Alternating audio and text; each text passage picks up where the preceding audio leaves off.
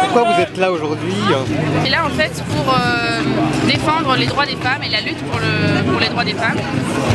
Voilà, on a une organisation, là on est une cinquantaine de jeunes ici. Et en fait nous on considère que la journée pour la lutte pour le droit des femmes, elle n'est pas encore assez médiatisée puisqu'on parle souvent de la journée des femmes qui pour nous c'est absolument pas ça. En fait cette journée elle sert à étendre les droits des femmes, donc par exemple l'accès à la santé, donc pour les centres IVG, pour le remboursement de la contraception, mais également la lutte politique contre les violences faites aux femmes, puisqu'on sait qu'une femme meurt tous les 3 jours de violences, donc souvent de son compagnon.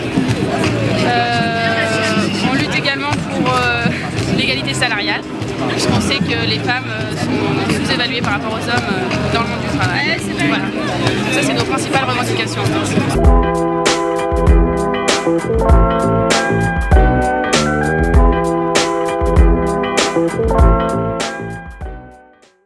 Qu'est-ce qui te touche précisément en fait?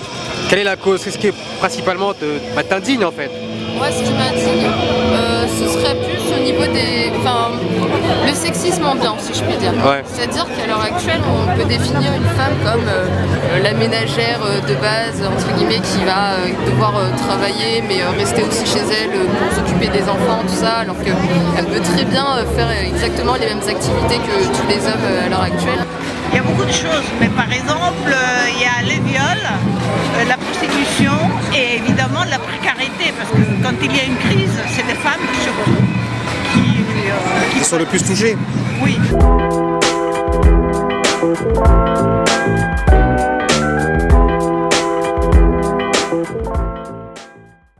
Vous êtes militante dans l'association La Barbe, c'est ça? Oui. Et qu'est-ce que l'association La Barbe? Donc nous ce qu'on fait c'est qu'on porte les barbes et on va dans les lieux de pouvoir, là où on remarque voilà, que c'est un peu un entre-soi masculin et donc on y va et on va face à ces hommes avec nos barbes pour dire qu'on en a marre en fait, qu'il n'y ait pas de femmes dans ces lieux. Voilà.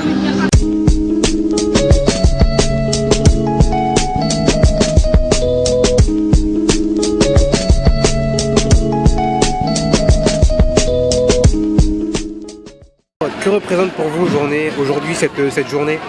C'est une journée essentielle, historique pour les femmes, puisque c'est une journée qui a été choisie comme symbolique de la lutte des femmes pour l'égalité, pour la liberté. Et pour nous, elle est associée à toutes les conquêtes qui ont été faites par les femmes tout au long on va dire de plus d'un siècle, depuis les ouvrières de Chicago, mythiques ouvrières de Chicago, jusqu'aux luttes des années 70, enfin 60-70, pour la liberté, enfin le choix de décider d'avoir un enfant ou pas, avortement, contraception, mais aussi tout ce qui entrave l'égalité, je dirais, des femmes et des hommes. La journée des femmes, c'est une journée qui est faite pour que les femmes puissent dire non à la violence faite aux femmes, dire non à l'exclusion, dire non dans les lieux de travail, dire non dans la discrimination dans les lieux de travail.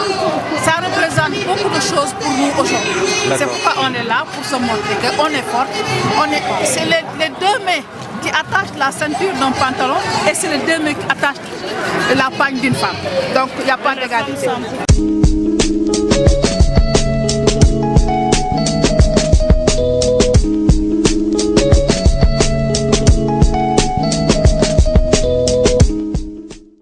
Que représente pour toi cette journée du 8 mars? Et ben, pour moi, c'est pas la journée des femmes comme on l'entend un peu partout, c'est la journée internationale de la lutte pour le droit des femmes. Et pour moi, c'est juste une journée de lutte où on rappelle qu'on est toujours là, on se bat toujours, que le combat féministe est toujours d'actualité et que ouais, on a toujours besoin de se battre parce que l'égalité elle n'est pas atteinte et qu'on a toujours besoin de continuer à être dans la rue, à se battre pour retirer les droits parce qu'on va pas nous les donner de plein gré. Le collectif 8 mars pour toutes, il a été constitué l'an dernier. au moment du 8 mars 2012. Il a été constitué en réaction à un certain féminisme dominant, hégémonique en France, qui est notamment représenté par le CNDF, le Collectif National des Droits des Femmes, qui représente pour nous un certain féminisme qui est un féminisme excluant et qui exclut notamment les femmes voilées, qui exclut les collectifs de femmes voilées qui s'auto-organisent, qui les exclut de ces manifs et qui exclut également les travailleuses du sexe de ces manifs parce que voilà, le CNDF il pense qu'il y a un seul féminisme, qu'il y a une seule façon de s'émanciper et nous on pense le contraire. Et donc l'an dernier il y en a eu marre qu'il y ait des femmes qui soient exclues des manifs, qui soient exclues de ce féminisme-là, qui soient aussi exclues violemment.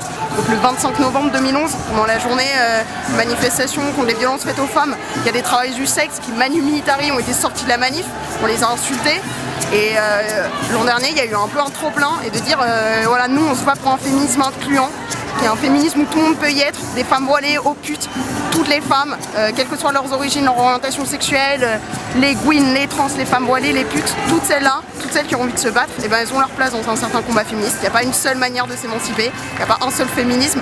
Et donc voilà, c'est pour ça que ce collectif s'est constitué et c'est pour ça qu'on se bat et donc c'est pour ça qu'on est dans la rue. Et donc on n'est toujours pas signataire de l'appel du CNDF.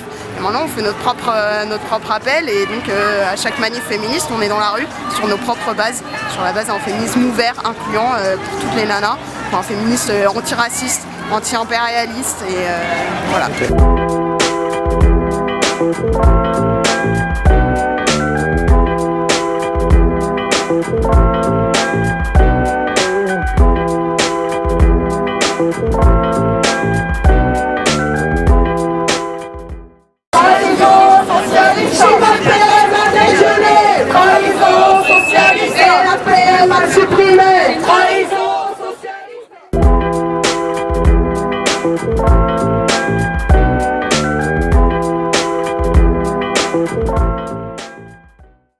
C'est une journée exceptionnelle. C'est exceptionnel. Ouais, ouais. Ah ouais, donc tu penses que les femmes sont bien représentées dans la société ou qu'est-ce que t'en penses globalement? Très bien. Très bien.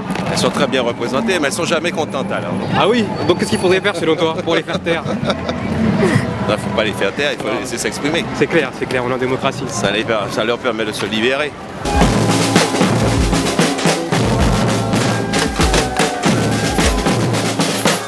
D'abord, tous les gens progressistes sont pour l'émancipation de la femme.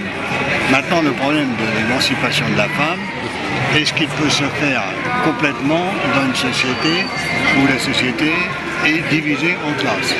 Quel est le problème? Alors, la réponse est non. Ça ne veut pas dire qu'il ne faut pas lutter et que tout ce qui peut être arraché comme droit pour la femme, comme on dit, la femme c'est la moitié du ciel.